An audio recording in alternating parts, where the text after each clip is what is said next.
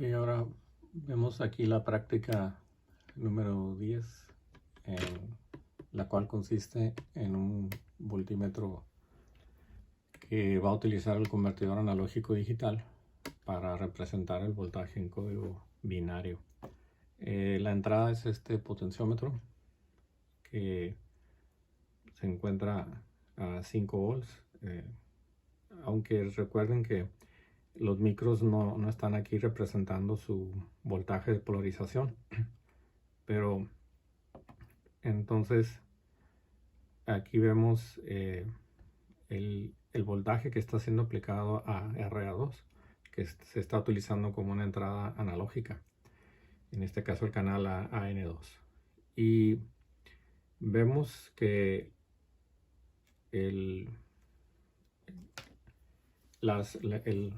una vez que se obtiene la lectura en el convertidor analógico digital, los LEDs que se van a conectar aquí en la salida, desde L1 hasta L10, con una red de resistencias, la cual va a tierra. Las resistencias son de 220 ohms. Entonces vemos aquí que los LEDs empiezan en L1, L2, con los bits menos significativos, en RA0 y RA1. Y luego los siguientes bits, L3 hasta L6, en RC0 a RC3.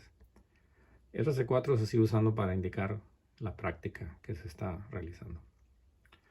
Y los siguientes, el más significativo es L10. Entonces de L7 a L10 están en el puerto RB, de RB4 a RB7, para el PIC 16F 1619. Entonces el código, aquí estamos en la página 7, pero el código de esta práctica se encuentra aquí, y vemos que al principio, bueno, se encuentra en la página 9 del documento que ya tienen ustedes.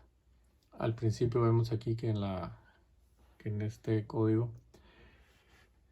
se generan los alias, es decir, los sobrenombres que le vamos a poner al puerto para evitar estar mencionando los puertos. Entonces, por ejemplo, let show es una variable que así se le pone de alias, y va a estar en el puerto C.4, que es el LED que indica la práctica. El botón, el PB1 o push button, se conecta en el puerto C7, o sea, en el RC7. RE se le llama una variable en el puerto C.6. Bien, que generalmente pues es donde pueden ir los potenciómetros. Que en este caso es otra aplicación, pero bueno. Y los LEDs de L1 hasta fíjense cómo L1 está en el puerto A0, en RA1, L2, en el RC0 hasta el RC3 se encuentran los LEDs del L3 al L6. En el puerto B.4, RB4, se encuentra L7, y RB5, RB6 y RB7 se encuentran, se les llama L8, L9 y L10. ¿Okay? Entonces, esto es al principio del programa donde se le dan esas variables. Ahora sí, ya para la práctica, que la práctica, el código, obviamente uno va seleccionando, de acuerdo a cómo va presionando el botón, pues va seleccionando las prácticas.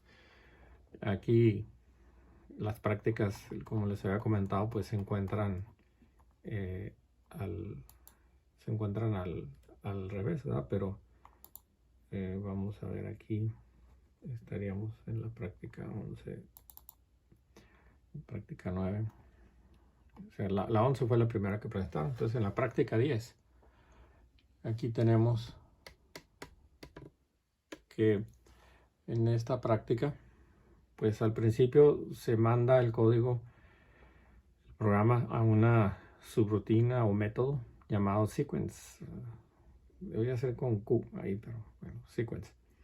Y el comentario es que en este método sequence se guardan los datos de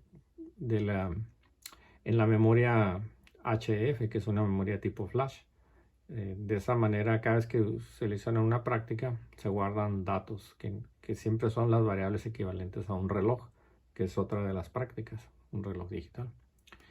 Bien, entonces regresa de ahí, actualiza esos datos de minutos, segundos, horas y toma, este es un comentario, este es el convertidor analógico digital, pues se utiliza con 10 LEDs. Entonces, este es el método, la etiqueta llamada ADC read, o sea, lectura del ADC con 10 bits.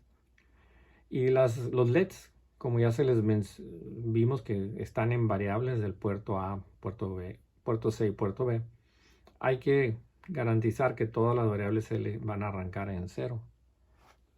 Okay, hasta la L10.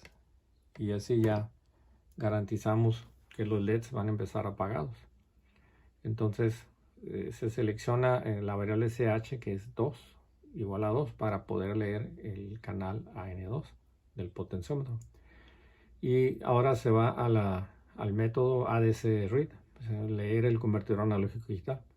Ya que se leen los datos del convertidor analógico digital, los bits 0, 1, porque esta es la variable, este es el bit, se guardan, estos bits se transfieren a las variables de los LEDs, o sea, los puertos, L1, L2, L3 y así sucesivamente. Se le da 10 milisegundos para que puedan ver la lectura, para que nuestro ojo la pueda percibir. Generalmente puede ser desde 2 milisegundos para percibirla. Si no le dieran esta pausa, pues nunca verían los LEDs prendidos. ¿Okay? Porque con pulsos de microsegundos, pues no los verían. Entonces, después de los 10 milisegundos, se pregunta si la variable es diferente de 0, es diferente de 10, es decir, ya cambió de práctica, si sí, es que se va a ir a una diferente práctica. Y otra vez, si no cambió de práctica, no presionó el botón, no cambió de práctica, entonces se va otra vez a la ADC 10, o sea, aquí, otra vez a seguir leyendo la lectura. Nada más para verificar, el ADC read es siempre, que ya lo habíamos visto en la práctica 11, pero el ADC read, que aquí está, es un método que viene aquí al final, en este caso en la página 19, donde se verifica que el canal se va a recorrer de 2 bits para poder trabajar con el AD con 0. Se hace una función OR exclusivo del bit para verificar si ya terminó de... Bueno, perdón, aquí es para el AD con 0.1 para iniciar la conversión. Aquí es para verificar si todavía está en 1, pues que se espere en la etiqueta. Y cuando ya pasan aproximadamente 5 microsegundos, se borra este bit, pero ya se terminó la conversión. Entonces se transfiere el RSL, el resultado del byte bajo, a una variable ADC.byte0. Y los 2 bits del RSH, que son los bits más significativos del convertidor analógico digital, se transfieren a la variable ADC byte 1. Se deshabilita el interruptor para no interferir con esta operación. Entonces ya se multiplica por 4.88 para dividir entre 1000, es equivalente a la resolución del bit menos significativo. Ya termina la conversión y el voltaje se guardó en Bin, entonces se vuelve a habilitar el interruptor y se generan las variables de los dígitos, el BD1, BD2, BD3, por si se ocupan. Si se ocuparan en código digital, pero ahorita no las vamos a usar, simplemente vamos a transferir los bits de estas variables al puerto y por eso es que ustedes ven la lectura en código binario. Muy bien, eso es todo, gracias.